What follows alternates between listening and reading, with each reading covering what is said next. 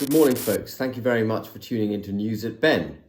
I hope you all had a very good week, unlike the news flow that we've all had to put up with during its course. The news, of course, was dominated by the budget, but the day before the budget, something very, very important was disclosed. And I think it was disclosed the day before the budget because they wanted the budget to bury it. And that was the news about the terroristic inclinations of the Southport killer, who we now discover was in possession of al-Qaeda workbooks and was either producing or somehow got hold of ricin. And he's been charged under the Biological Weapons Act as well as anti-terror legislation. Now, the reason that's really important is because back in July, when people were tweeting and saying and suspecting that this individual was a terrorist, the government said that was misinformation. The government basically moved to shut down debate about the true identity of this individual back in July.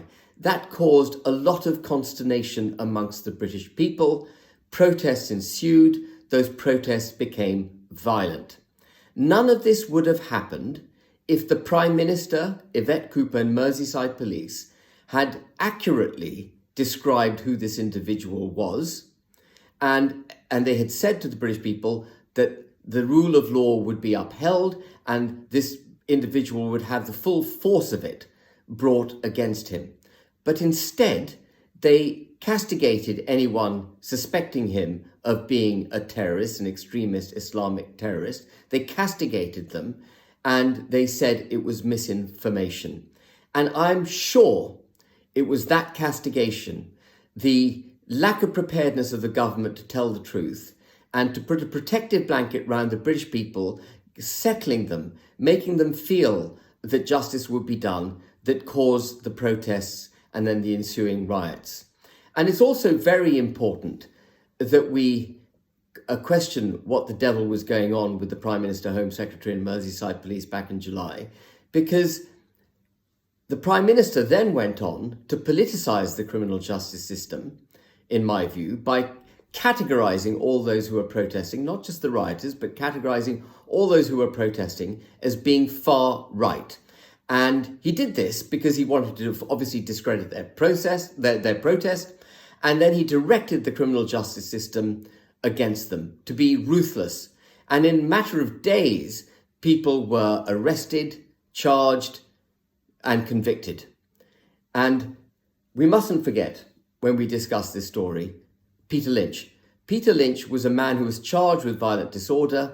He pleaded guilty to it, but all the evidence against him was simply that he'd said stuff to which the police took offence, and he put conspiracy theories up on a placard. None of this was worthy of him being convicted for 2 years and 8 months. And we discovered this week also, very sadly, that he hanged himself in jail. An innocent man, in my view, died as a result of the politicisation by the Prime Minister of the criminal justice system. We had protests in this country which wouldn't have taken place, in my view, if the Prime Minister had rightly identified this individual as a terrorist. And the people need to know when it was that the Prime Minister, Merseyside Police and Yvette Cooper came to know about this guy's intentions, about this guy's disposition. And then, perhaps equally importantly, and very worryingly, Lindsay Hoyle, the Speaker of the House of Commons, prohibited MPs from discussing the issue in Parliament because he said it would be a matter of sub judice and would undermine the case against this individual. No one's interested in the case against this individual. What people want to know is, what did the Prime Minister, the Home Secretary and Merseyside Police know when they were taking all the action that they took against the British people, when they categorised those protesters as far right? I want to know how it is that that incident could have been so badly categorised by the authorities and effectively allowed to result in innocent people being arrested and jailed, and in the case of Peter Lynch, dying. These are the questions that Lindsay Hoyle should be requiring to be answered in Parliament. And I know Nigel Farage has written an article in the Telegraph saying that parliamentarians were advised not to speak up. Well, we need parliamentarians to be brave, to stand up to people like Lindsay Hoyle and to speak out no matter what muzzle the state tries to put on them. That is absolutely vital, and I will do my level best to keep a bright light shone on this absolutely terrible period in British history, the July Southport killings and the protests that ensued and the prime ministerial government response to it. The second different but will be very damaging news that came out this week was obviously the budget. At no level was this a budget for growth. It damaged everything it touched. It claims that it didn't target the working class, but by increasing employers' national insurance contributions and reducing the hurdle at which it's levied from £9,000 per annum to £5,000 per annum, it targeted the working class. It is the median wage earner or the sub-median wage earner that will pay the biggest price on employers' national insurance going up. And Rachel Reeves glibly says businesses don't need to pass it on to their employees. Businesses have no option but to pass that cost on to their employees. And they will do it in two ways, either by not increasing salaries or by sacking employees. And guess what happens when you sack employees? The cost to the state goes up because they have to claim benefits. This is terrible. Employers' national insurance contribution going up is terrible for the economy. And she delivered that bombshell alongside her employment bill, which is going through Parliament, will become the Employment Act, that also prohibited, as it happens, zero-hour contracts. So flexibility was removed from employers in trying to address these higher costs. They may have decided that they'll have, part-time workers rather than full-time workers. Well, they're going to have difficulties doing that with zero-hour contracts being abolished.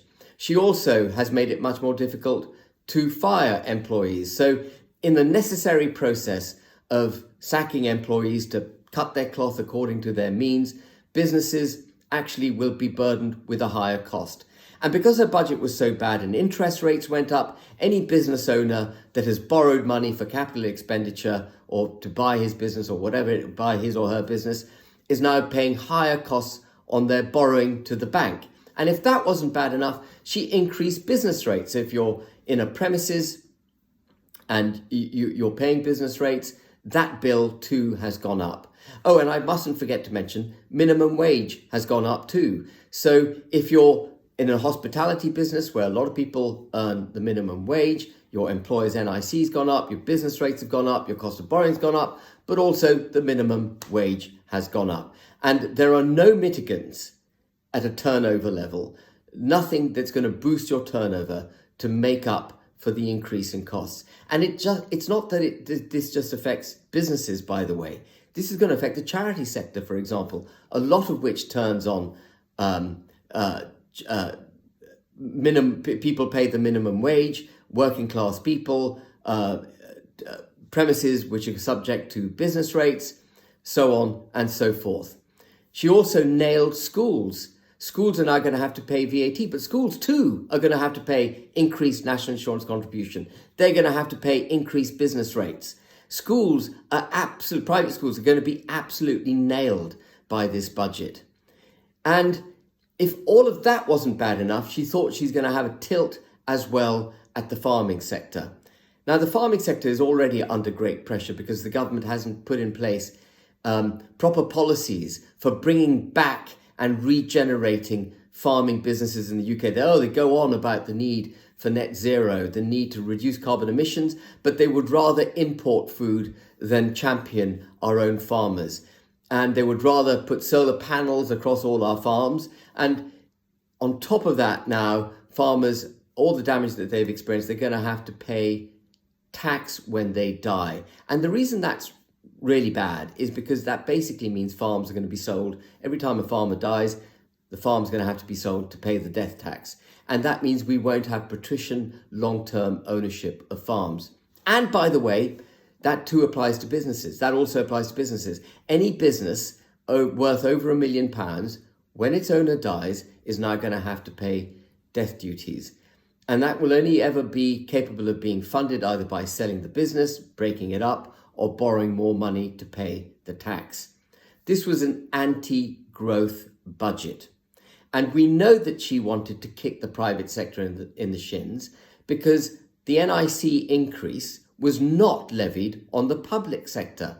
She protected the public sector and she nailed the private sector. What Rachel Reeves doesn't understand, what no Labour member of Parliament or supporter apparently understands, is that it is the private sector that generates the wealth for the country.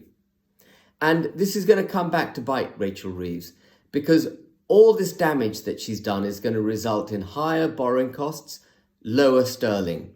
The markets are going to go off buying gilts. They're going to go off buying British government bonds. And because her budget is so damaging, the OBR has forecast that the borrowing requirement for the government is going to have to go up by £32 billion a year.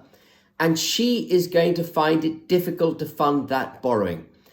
And this is the overall key point. If the markets lose confidence in the United Kingdom, sterling starts dropping and they don't buy gilts, what will happen is you will have a financial crisis in the UK and Rachel Reeves will be off to the IMF cap in hand. And in a sense, maybe that's what we need because it would bring about the end of this ridiculously self-harming anti-British government. So I'm afraid, ladies and gentlemen, a really bad week for news. And what can I say? I just hope that you can take all that I said, park it for the moment and enjoy the rest of your Sunday. And I will be covering more of this, obviously, as time unfolds.